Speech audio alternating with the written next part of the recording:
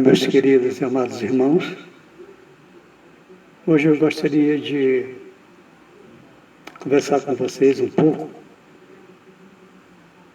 a respeito de algumas citações bíblicas que estão na Bíblia, mas que as pessoas não conseguem fazer uma observância mais profunda sobre essas frases, sobre essas escritas que estão no Novo Testamento. Eu gostaria apenas de dar um esclarecimento, para os irmãos, para as pessoas, para que elas pudessem fazer uma análise melhor, fazer a sua análise a respeito desse assunto. No Novo Testamento da Bíblia, em que foi escrito pelos apóstolos e outros, eles deixaram algumas citações que são meio que intrigantes, mas que são verdadeiras. Esse tema é um pequeno tema, mas de muita importância. E o nome desse tema é Os Fracos da Fé. Os fracos da fé. Então, existe, na verdade, muitas pessoas que são fragilizadas a respeito da fé, como comprova a Bíblia Sagrada, aqui nesses versículos do Novo Testamento. Mas o que tem a ver isso com a salvação? O que tem a ver com a crença, a fé das pessoas? Ora, irmão, importa muito, porque, na verdade, aqui está demonstrando que existe uma subcategoria de entendimento de pessoas que não conseguem assimilar outra verdade que não seja aquela dela, a verdade dela. E isso deixa o Evangelho meio que quebrado, porque, na verdade, a Bíblia é um livro não tão simples. É um livro que as pessoas têm que buscar cada dia mais os conceitos, estudar os conceitos bíblicos, na sua íntegra. E às vezes não. Como está aqui citados, começando por esse tema, os fracos da fé, por Marcos 4:33. Marcos 4:33. Em Marcos 4:33, lá está dizendo que a Bíblia Sagrada foi pregada desde aquela época para as pessoas irem aos pés de Yahshua, que é o Cristo, e também ventilou sobre a capacidade dos irmãos. E aqui ele fez uma separação da capacidade de discernimento. Então, Marcos 4:33, o que ele relata lá, nas escritas, é que foi pregado um evangelho para as pessoas na época, o que serve para a época de hoje também, que foram pregadas as palavras conforme a capacidade de cada pessoa. Muitos entendiam, outros não entendiam nada, outros entendiam pela metade, e, na verdade, cada um tirava as suas conclusões. E aqui está dizendo, afirmando que as pessoas que eram de baixa capacidade não estavam entendendo o novo a nova programação, vamos dizer assim, Novo Testamento, uma nova vertente de salvação, que era o Novo Testamento, criado por Yahshua, o Filho de Deus, e escrito pelos apóstolos e mais algumas pessoas. Então, essa categoria de conforme capacidade nos inspira e nos provoca a fazer um estudo sobre isso, porque Deus, com sua sabedoria, Ele sabe que Ele fez as pessoas, os seres humanos, com mais capacidade que os outros. E isso pode modificar o teor bíblico, às vezes até na íntegra. Em Marcos 9, 33 a 41, 38, aliás, Marcos 9, 38 a 41, ele foi escrito lá, através de Marcos, que nós deveríamos tolerar os fracos. Tolerar os fracos na fé. O que quer dizer isso? Quer dizer que pessoas não entenderiam de uma outra forma que não fosse a forma arcaica e primária sobre o Evangelho que elas teriam em suas consciências, em suas cabeças. Então, aqui está comprovando que, na verdade, existem essas pessoas que são fracas, mais fracas, frágeis, para discernimento, para terem discernimento sobre o Evangelho. Vamos dizer, um Evangelho modificado, mais real. E em Marcos lá, 9, 38, 41, fala mais coisas a respeito dessas pessoas frágeis, fracas, que elas teriam uma tendência a crer em coisas que ficaram para trás, não estariam mais contidas no Novo Testamento, ou seja, não estavam mais sendo pregadas, faladas para serem cumpridas.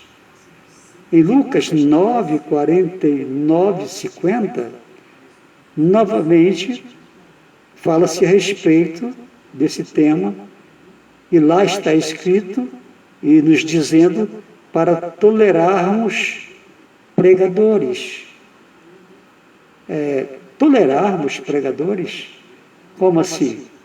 Porque pregadores deveriam ser pessoas que estão estudadas, que são pessoas que já leram, estudaram bastante o Evangelho para poder pregar a salvação. Então, nota-se que até os pregadores da palavra estão embutidos ou contidos na questão dos fracos da fé. São pessoas que não fazem certas coisas, não dizem, não pregam certas coisas, porque acham que aquilo não vai ficar bem, aquilo não vai se posicionar com credenciais para o Evangelho, tem medo de renovar a sua fé e conceitos e outras coisas mais. Em Romanos 15, 1, lá nos fala sobre a debilidade dos fracos. Está chamando essas pessoas fracas de débeis da fé. Os débeis da fé. Quem são os débeis da fé? Lá em Romanos 15, 1, está escrito a respeito dessas pessoas. São muitas pessoas que deixam de comer, beber, ou fazer algo, ou cumprir algo que está embaixo da lei, pela sua fragilidade, debilidade na fé. São pessoas fracas, de personalidades fracas, e não entenderam que o Evangelho estava simplesmente renovando a condição para se chegar ao paraíso, ao novo paraíso. Em 1 Coríntios 8, 7 a 13, 1 Coríntios 8, 7 a 13, também nos fala sobre a consciência fraca, a consciência do homem, da mulher. O que seria consciência fraca? Exatamente a posição com que as pessoas se colocam diante da Bíblia e de Deus. Aquele que trouxer a informação em primeiro lugar, na frente, em primeira mão, vamos dizer, levará vantagem sobre os demais, porque a consciência dessas pessoas não deixam que elas possam evoluir para ter outros conceitos, o que na verdade a Bíblia ensina, outros conceitos, que não seja de ter uma consciência fraca. É uma consciência fraca sobre pecados, sobre o que é pecados, sobre a consistência da fé da Bíblia, sobre a veracidade das coisas que estão lá escritas e muitas coisas mais. Romanos 15, 1. Lá está escrito, né? Você pode verificar com carinho essas passagens aí. E 1 Coríntios 8, 7 a 13, que também nos fala da consciência fraca. E, finalmente, o Romanos 14, 13 a 22. Mais uma vez, aqui, Deus, através do seu Filho aqui na Terra, que mandou escrever, refere-se aos fracos da fé no comer, no beber, sem escândalos. Então, para essas pessoas que estão sendo taxadas, né, não que sejam diminuídas, mas estão sendo taxadas de frágeis, fracas na fé, né, essas pessoas nós teremos que ter um certo cuidado com elas, por causa da sua consciência, né, no comer, no beber, para não gerar escândalos. Tudo para essas pessoas pode se tornar um escândalo, né? Então, elas não têm condições de assimilar de uma forma diferente. Que às vezes ela está pensando em determinadas coisas, né? E na verdade não tem nada a ver com aquilo. É uma coisa totalmente diferente. Até mesmo o que é ser pecado diante de Deus, né? Porque na verdade o único pecado que não será perdoado de verdade mesmo, eu até entendo que não seria nem contra o Espírito Santo, mas hoje, com Cristo na frente, Yahshua, seria o voltar às costas, se colocar de costas para Yahshua, o Salvador. Ou seja, a não aceitação do seu nome, a não aceitação do seu Evangelho, a não aceitação das suas mudanças. Então, haveríamos que ter um certo cuidado com essas pessoas que não são menores que os outros, não são em nada menos que os outros seres humanos, mas por uma questão, né, de nascerem com uma consciência, com uma posição já definida, né, pela sua essência, são pessoas mais frágeis e fracas para terem a liberdade de pensar, pensar e ter uma convicção da forma que lá está escrito o Evangelho e que seria simplesmente essa a verdade. Então, meus irmãos, olha, os fracos da fé, então, se resume basicamente nisso aí, que eu estou falando para os irmãos. Vocês podem consultar a Bíblia, eu vou até repetir, Marcos 4:33, Marcos 9:38 a 41, Lucas 9:49 a 50, Romanos 15:1, 1 Coríntios 8, 7 a 13 e Romanos 14, 13 a 22, que vai lhe dar uma informação mais completa, mais sólida a respeito de quem são os fracos na fé. E assim você pode procurar dar hegemonia na sua fé, dar uma convicção mais forte, né?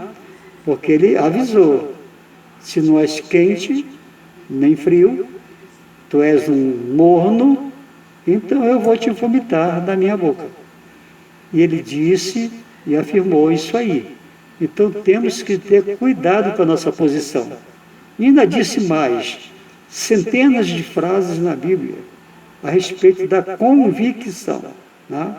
Porque na verdade nós vamos ser salvos pela convicção na fé, e não somente pela própria fé. Né? Nós temos que ter fé, primeiro plano, mas depois nós temos que colocar convicção de veracidade, que essa fé é pura, é verdadeira, é a nova vertente, é o Evangelho de Yahshua, é o caminho da salvação para nós irmos nesse caminho em busca de morar no novo paraíso. No momento era o que eu queria deixar para os irmãos, apenas essas reflexões. Eu espero que os irmãos possam fazer uso da Bíblia Sagrada e fazer uma verificação real daquilo que eu estou narrando neste momento. Estaremos breve juntos, né, em outras colocações bíblicas. E juntos venceremos em nome de Yahshua. Louvado seja o Pai e o Filho. Amém. E o Espírito Santo de Deus.